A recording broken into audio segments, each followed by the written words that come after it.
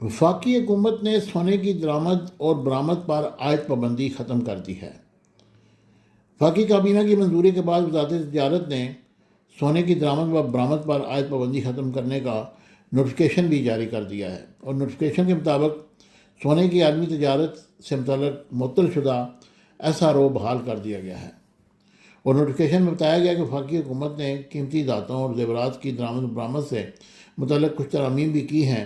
جبکہ قیمتی دھاتوں اور زیورات کی درآمد و برآمد کا فریم ورک برقرار رہے گا۔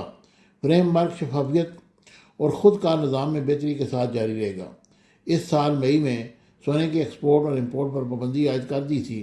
اور وزارت تجارت نے 6 مئی 2025 کو سونے کی تجارت منظم کرنے والا ایس آر او 60 روز کے لیے معطل کیا تھا۔ ذرائع کا کہنا ہے کہ سونے کی اسمگلنگ کی شکایت پر ایکسپورٹ اور امپورٹ پر پابندی لگائی گئی تھی، اور اب یہ پابندی ختم کر دی گئی ہے، کیونکہ اس سے سونے کی قیمتوں میں کوئی شفافیت نہیں رہی۔ سونے کی قیمت ہر روز بڑھ رہی ہے، کبھی کم ہو رہی ہے، تو اس لیے حکومت نے یہ نوٹیفیکیشن جاری کیا ہے اور پابندی ختم کر دی ہے۔